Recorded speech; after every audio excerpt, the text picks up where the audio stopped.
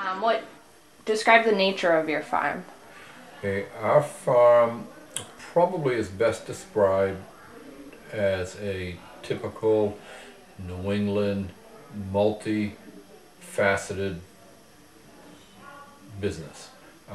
We begin our springtime with garden center activities, annuals, perennials, nursery stock, gardening supplies. Uh, we also, within our farm market, operate a commercial farm, a commercial kitchen, where we can produce products that, some of which can be derived from the production of our own crops later in the season. Prior to that, we'll purchase and prepare other food products. We run a full-scale farm market offering fresh produce, meats, milk, and fish. We have a unique agreement with a fish vendor right off the docks in Boston to come in 3 days a week and carry an outstanding product. Our core business, however, is based upon the crops that we grow, and we grow almost 65 acres of crops atypical to New England. Everything from strawberries and asparagus all the way to corn to zucchini. We have a variety of crops.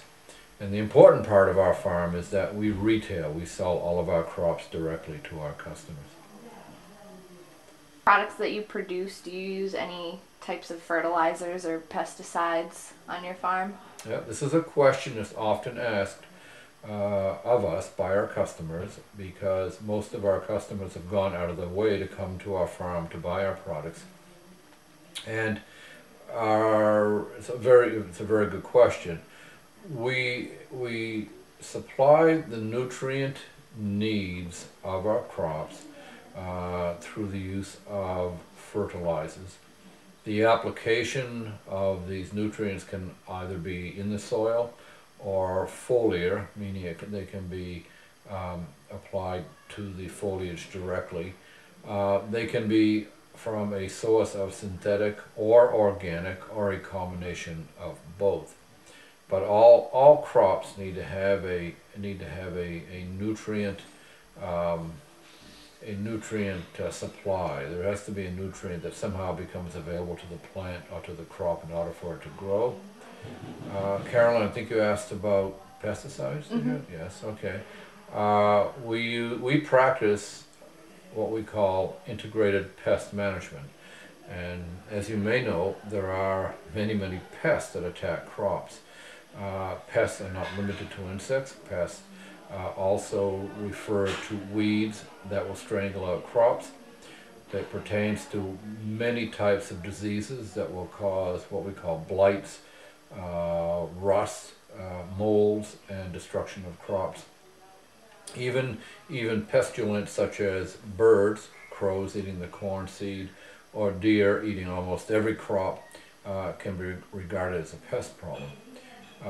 So we control our pests through mechanical means, meaning that many of our crops see no herbicides. A herbicide is a pesticide used to control weeds.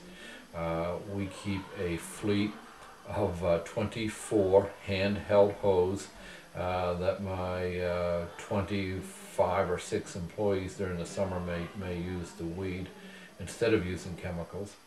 Some of the insecticides, those pesticides used to control insects, also can be synthetic or organic. We use a variety of both. And the same thing with our fungicide, and a fungicide is a pesticide used to control diseases. We use a variety and a multiple number of attacks to keep our pestilence and our pest problems at a minimum. Mm-hmm. And do any of these pesticides affect the crops negatively at all? When the pesticides are used in accordance to directions, and we call it adhering to the label, because every pesticide, organic or inorganic, comes with an application recommendation. It's actually an adherence that we have to adhere to its use by law. We are licensed, or I have 2 licensed applicators. We are inspected at least once, if not 2 or more times during the year by the state pesticide regulatory agency in our state. If they are used incorrectly, there are some pesticides that can be harmful to the crops that you are trying to protect. And you mentioned organic pesticides. Do you have any crops on your farm that are grown organically? We grow some crops organically, but to adhere to the letter of the law, in order for us to market our crops as organic crops, we have to have the farm certified to be organic. And that certification for organic is difficult and means a lot in terms of the type of fertilizers that have been used in the past years, the types of pesticides that have been used in the past. And we explain to our customers that we use a variety of approaches to best control the problem for the protection of the crop, the protection of the consumer.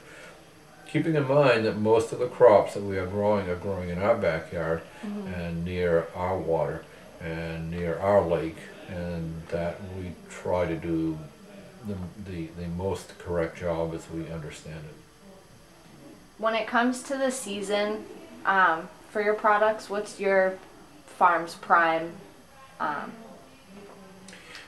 prime months that you would do majority of your farming? Yeah, our farm market is open from full-time from the end of April through New Year's Eve.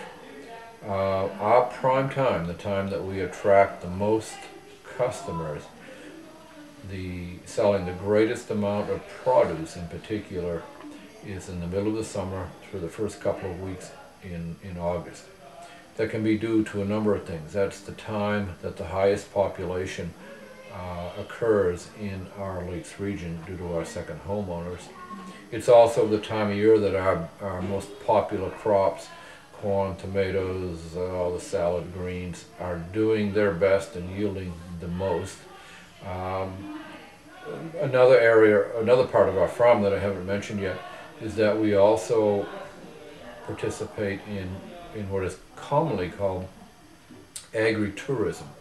And agritourism is a program that farmers develop or participate in, where we are promoting the farm as a place for individuals or families to visit. For an example, we have a 5-acre corn maze, a children's maze. We offer the hay rides, the petting zoo.